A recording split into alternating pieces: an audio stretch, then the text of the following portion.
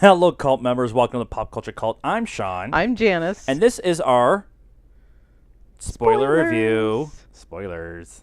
And it wobbles and stuff. Ooh. I need a better stick, by the way, for our... Now our the sign's too heavy for this thing. It is. This is our spoiler review for Ant-Man and the Wasp. We just got home like 5 minutes ago. We've had a chance to get beers and a chance to talk about it. So we knew what we're going to do here. This is a spoiler review. You've been told for 30 seconds. Now we're going to talk about it. And spoilers. And spoilers. I really liked this movie. Yeah, it was fun. It was definitely a smaller Marvel movie. Right. It wasn't the big, world calamity, whatever that we had in Infinity War. Right. Need to bring it down. Bring it down, yeah. A cleansing almost kind of a. It's very funny. It's kind of fast paced. Yeah. I think I needed that as a Marvel fan, as an MCU fan. Yeah. Yeah. Yeah. I really appreciated that they told some of the same jokes that they had told in the first one. Yeah, they brought it back. Right, but they didn't overplay it. Like the stuff that you liked, Michael Pena's character doing the breakdown, like him doing the breakdown this time under truth serum and the banter that goes on because of that. That's a funny evolution of that joke. Yeah. And stuff. What was some stuff you liked? What did I like? Well, some of the stuff I liked, I would have liked better if they hadn't shown in the commercials. So, I liked that the heroes were older people. That made me happy. They didn't make Michelle Pfeiffer, Michael Douglas, he's already been in it. We already know this is what he looks like, but they didn't. I was expecting them to make Michelle Pfeiffer younger, like that she hadn't aged in the quantum realm. Right. And she has. She still looks amazing, but they didn't try to make her. I think they might have made her look older. I mean, her hair was not. Yeah, I don't. Her hair normally isn't that gray. Yeah. So white. Yeah. And then Laurence Fishburne. So that was awesome. I liked the de-aging they did for some of the early stuff. stuff. I was gonna. Yeah. That was amazing. I'm not sure. Like the whole Uncanny Valley thing was not there. Yeah. At all. Not there at all. No. No. I need a drink. She's all choked up about Michelle Pfeiffer being awesome. I have a plant stuck in my throat. It's been very windy and dusty here in Arizona for 2 days. Yeah. So, I liked the use of getting bigger and smaller and the suit not always working. Yeah. The couple things that I really there's some jokes that they used. The one of the ones we talked about on the way home was a very subtle joke, but it nails science to a T. Yeah. And it was, do you guys just put quantum in front of everything? Quantum mechanics, quantum field, quantum realm, quantum whatever. It was but there was a lot of subtle little jokes like that throughout the movie. The cold open, like no opening credits. They did the previews. They did the make sure you go get buy your popcorn, and then screen was black, and they started talking. Michael Douglas starts talking. Yeah. And I think that threw everybody off because they were expecting the 30-second Marvel intro, whatever, and they used that cold open as telling the story of how the original Wasp, Michelle Pfeiffer, had to go, how she got lost in the quantum realm, and how Hank Pym had figured out how to go to make a vehicle, to make a doorway, a gateway to get to the quantum realm. Yeah. And that was a good exposition of storytelling without caught you up quickly. Right, which was cool. I like too that this is 2 years after Civil War, so it's pre Snap, Yep. Which we will get into because that plays a part later on. And then I just like that it's a smaller movie. One of the things we talked about we went with our normal group of friends for these kind of movies, and one of the things that they were saying was that there really wasn't a villain in this movie or a bad guy. Yeah, I mean there was a bad guy, but not a villain. You understood her. You understand ghosts, Motivations. Yeah. Not necessarily like you will with Thanos or with Killmonger, but you do kind of understand her, like, why she is the way she is. Well, yeah. Because she's phasing in and out of reality, and she's been doing it her whole life. And at the end, her and Laurence Fishburne's character both, like it would have been easy for Laurence Fishburne's character to just go on and join her and right and help her do the bad thing, but he didn't. And then after she was fixed, she didn't stay the bad guy, right? Right. She was only the bad guy because A, she was made by S.H.I.E.L.D. to kind of be the bad guy, but two, she spent an entire life in pain, right, phasing in and out of reality and having all of her atoms pulled apart and then put back together and stuff like that. Yeah. And so a lifetime of pain, eventually you just got to get to a point where you just can't deal with it, and they kind of handled that part really well. In the grand, Scott's daughter. She's just as cool in this one. She might be cooler in this one than the second one. The use of, like she said, the getting big and the getting small. When he grabbed the Hot Wheel case. Yeah. As soon as he grabbed that, I knew what it was. I was like, oh! I actually had one of those Hot Wheel cases, and I'm like, oh, wait, that's a thing? You could have done that? I would have had all these cool cars. I don't really think I have anything to complain about something that I was like, I wasn't really happy with it. I was really happy with the movie. It's not a overwhelming, oh my God, this is amazing, kind of thing. Go see it in the theater. Go see it in Adobe Theater, especially with them getting big and small and her phasing in and out of reality is kind of really cool. The only complaint that I really had was that I felt like all the jokes and sight gags that really would have been funny had I not seen them 50 million times already in the commercials. Right. There was still some funny scenes, but the ones that I think would have had more impact, I'd already seen a bunch of times. Yeah, and that's partly our thing because we've seen so many movies this year. So Ant-Man and the Wasp had been in front of a lot of the trailer had been in front of a lot of the movies. Yeah. So we are one of the exceptions to the rule when it comes to that kind of thing. Is we saw a Commuter trailer 850,000 times. I swear we saw it 3 times one time when we went to a movie because it was the only trailer. I swear it was the only trailer that happened. But overall, I was really, really happy with this movie. Smaller movie, more about it's more of a chase movie than it is necessarily like a heist movie like the last one was. Right. There's a lot of running around and trying to get the building back and getting the lab back and getting chased by bad guys and chasing bad guys and and the FBI and the FBI is chasing him and you got all that stuff. So it was more of a chase movie, which is fine. That's one of the things about comic book movies that's working so well right now is they're doing these kind of different genre movies inside. Oh, by the way, they can get really small or they can get really big. Yeah. And, that kind of thing. You want to do a score before the post-credit scenes? Sure. Okay, let's do a score. What is your score? I think a 3.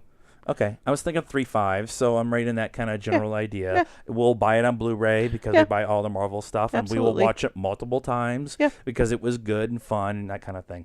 The 2 post-credit scenes. Now, you've been told this is a spoiler review. If you're still here at this point in time and haven't seen Infinity War, what the fuck is wrong with you? So the first mid-credit scene is they miniaturize the quantum tunnel into the back of the van, in the back of Michael Pena's van. Yeah. And and so they're working on it, and they send Scott into the quantum realm to get quantum healing powers, gel, juice, whatever. And so they send him in, and they do a mic check, and they do a really kind of funny gag with the mic check. And so he gets in there, and he opens up the canister, and it sucks in all this quantum realm juju. And he goes to close it. He's like, okay, I'm ready to come back. And they go 3, 2, static. And he's like, come on, guys, we were not having, we weren't supposed to be dicking around. We were supposed to be having fun. And they go back to the real world, and there's just dust falling. And it was Hank Pym, Hope Pym, and Mom, whose name has escaped me right now, all get dusted. Like, boom. Yeah. Fuck you, Marvel. We were having such a good time. I had just gotten over all the dusting you did fucking 3 months ago. And the whole theater, they're like, what? Jesus Christ. No. So then the post-credit scene is the one that you see in the trailer, and it's the Ant playing Guitar Hero. Now, that's not the big thing. The big thing is they are in the living room of Scott's house, and you can hear sirens going off in the background, and you can hear the TV with the emergency beep going off or whatever broadcast. Yeah. And they're panning through the house, and you could tell that it's quiet. Yeah, like there's not any noises from cars and stuff like that outside, and they pan around, and the ant is playing the drums. Right. So it's not the ant playing the drums; it's that half of existence is gone. Right. And now all this stuff has happened. And Scott is stuck in the quantum realm, and there's nobody to get him out. So, one of the things we talked about on the way home, they've already introduced. We already know that Captain Marvel's coming in episode 4. If you saw the post-credit scene for Infinity War, that symbol on the pager, the futuristic pager, the juiced-up pager that Fury had, that was Captain Marvel's symbol. So we know that she's coming. We know the movie's coming. Everything's we know that's not anything. But we don't know is anything else about Infinity War 2, Avengers 4, the Great Undusting. And so the talk has been, are they going to introduce new characters?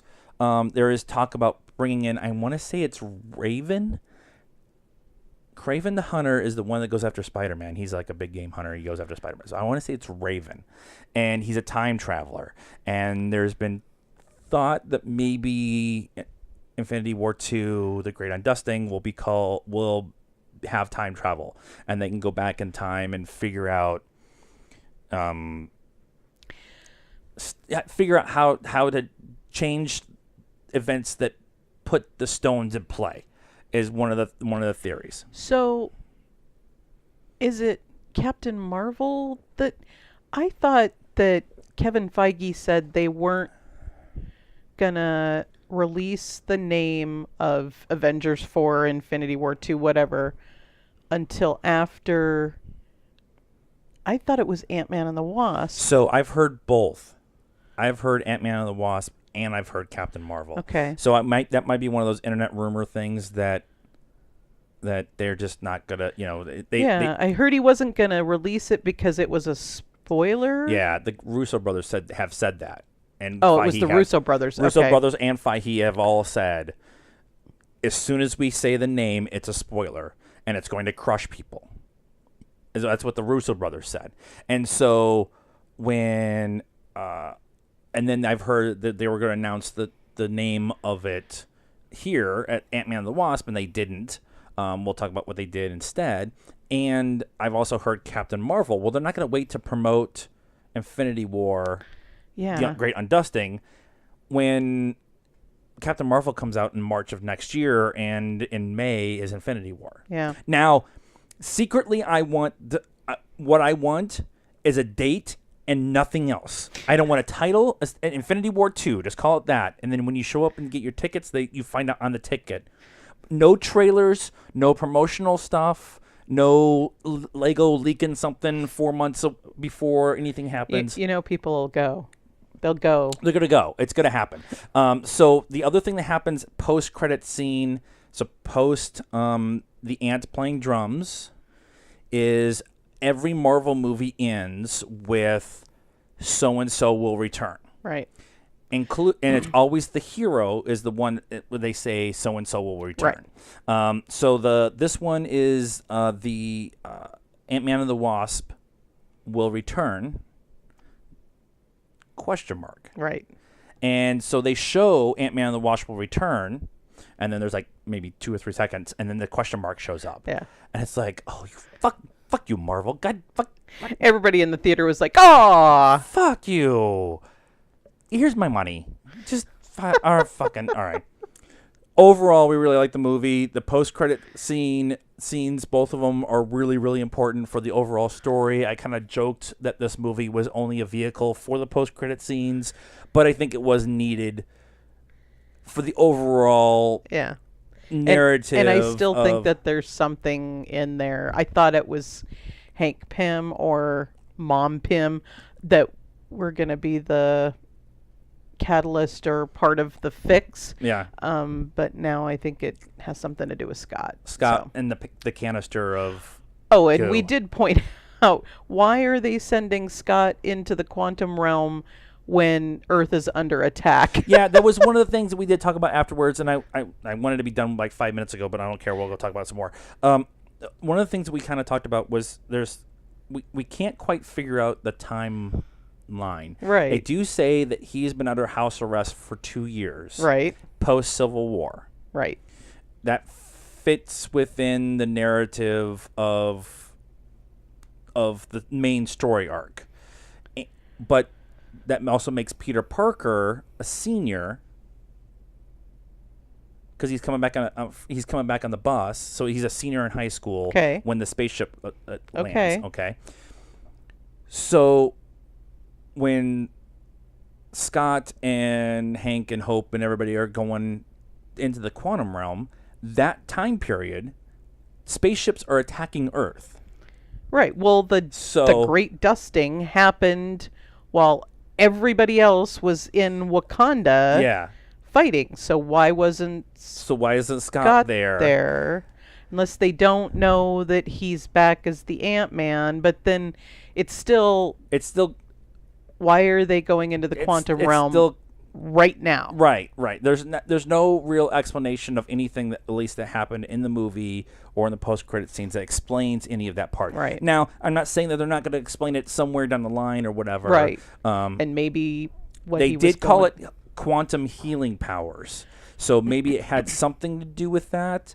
But that whole the timeline kind of doesn't quite work. It I'm not going to complain about it, but I have questions. Yeah, there's questions. Because it's Marvel, and they fucking have it all planned out. Right. So that's our thoughts on Ant-Man and the Wasp and all the stuff that's going on in the MCU to this point.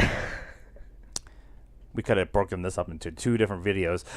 So what do you guys think of Ant-Man and the Wasp? What do you think of the MCU storyline that's going on right now? Are you excited about Captain Marvel? Are you excited about Evangeline Lilly and Paul Rudd running around in really cool costumes?